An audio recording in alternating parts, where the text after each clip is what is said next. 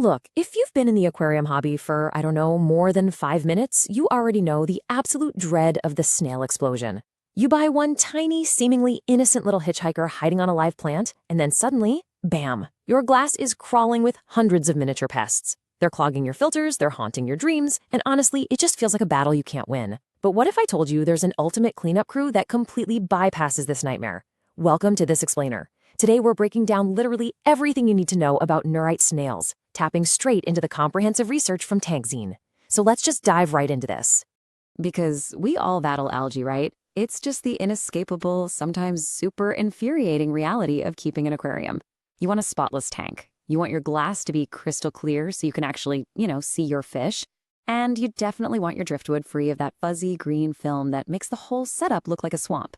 But usually the cost of adding biological algae control means inviting a creature that reproduces way faster than you can possibly manage.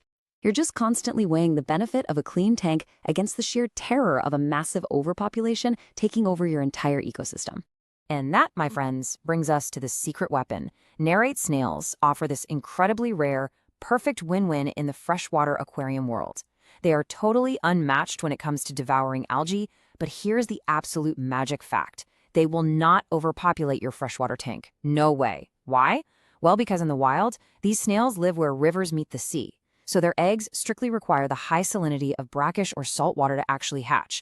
That means you get all of the relentless cleaning power of a dedicated, super hungry grazing snail with zero risk of a population explosion taking over your sanctuary.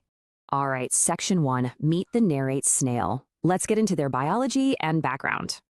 So these fascinating little invertebrates belong to the Neritidae family. It's a massive group boasting over 200 different species from all over the globe.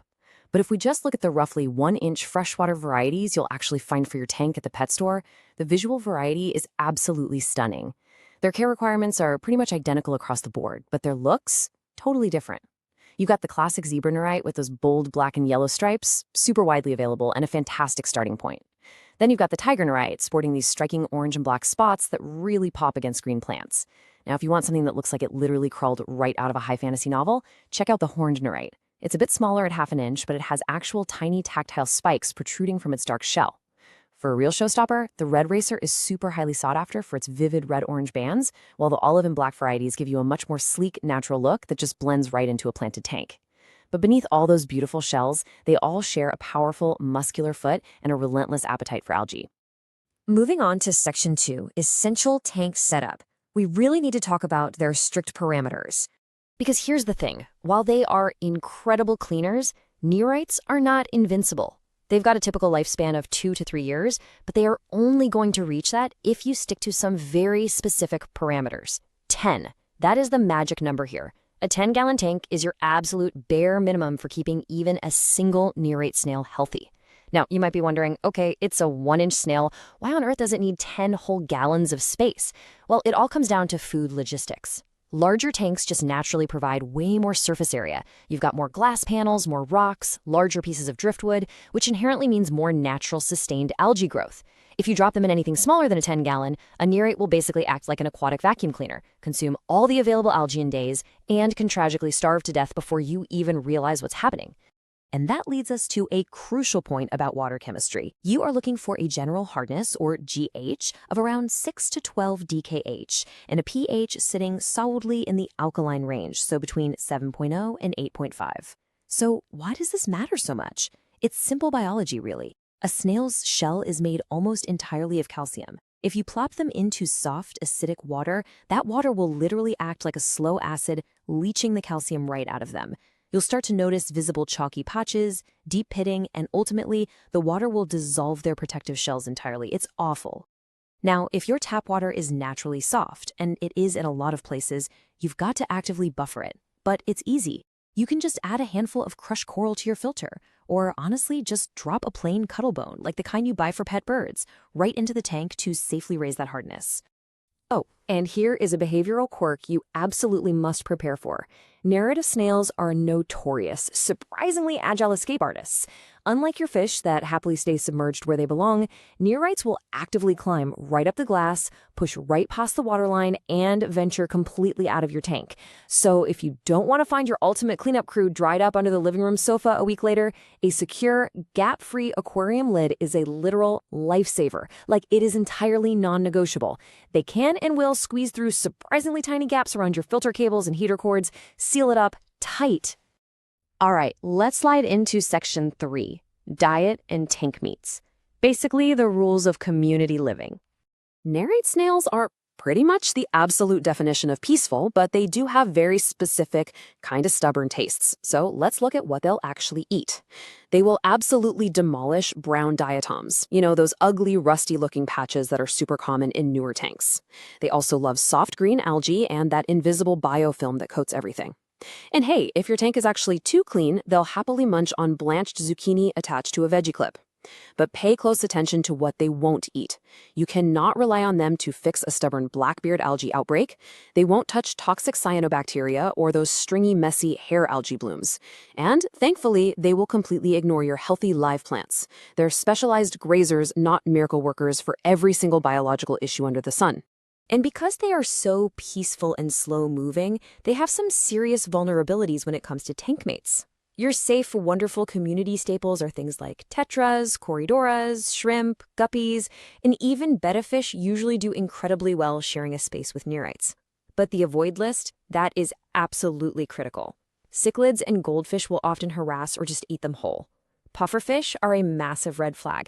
They literally have beak-like teeth designed by nature to crush snail shells like underwater nutcrackers.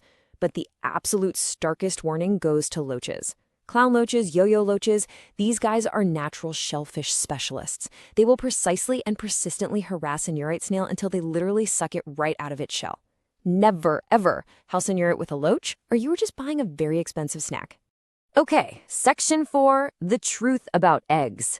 Time to talk about the white sesame seeds. I gotta lean in and be totally honest with you here because so many basic care guides completely gloss over this when they're trying to sell you on these snails. Yes, it's completely true that your tank will not be overrun with babies, but they will lay eggs, a lot of them. These eggs look exactly like tiny, hard white sesame seeds, and the females will systematically stick them to absolutely everything in your beautiful aquascape. We're talking the glass, the plastic filter intake, the smooth river rocks, and especially the dark driftwood. So while you get the awesome peace of mind knowing they won't hatch into a swarming nightmare, you do have to deal with the visual aftermath of these bright white dots permanently decorating your meticulously planned tank. So how do you actually manage this polka dot situation?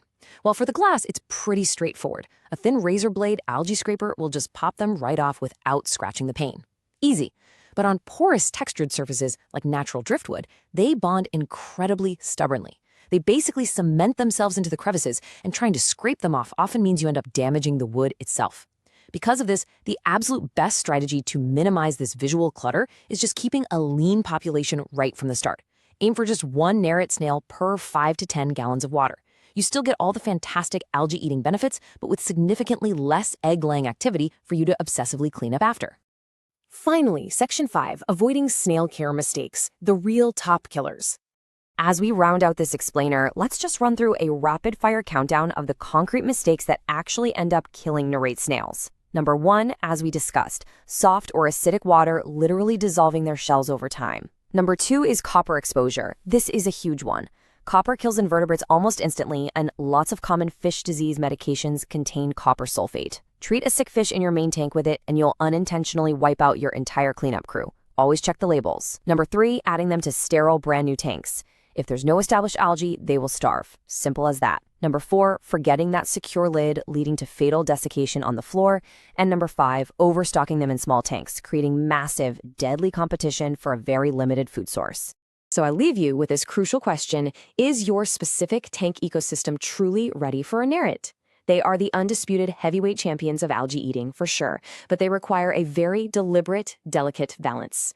You've got to have the right hard water chemistry, you need to guarantee they have a constant diet of soft algae, and you absolutely must ensure their tank mates aren't going to turn them into a crunchy midday snack. They are a brilliant biological tool, but only if you provide the right workshop. If you are ready to dial in those parameters and ensure your setup is perfectly prepped, you need the right data to back it up. So head directly over to the TankZen blog at tankzen.co/blog to read their complete, thoroughly research-driven care guide. Check your water parameters, secure that lid, and set up your ultimate cleanup crew for years of sustained success. Before you go buy your next aquatic plant and risk introducing a hidden hitchhiker, ask yourself, are you ready to upgrade from battling accidental pests to hosting a purposeful, algae-destroying powerhouse? Thanks for joining me for this explainer, and I'll catch you on the next one.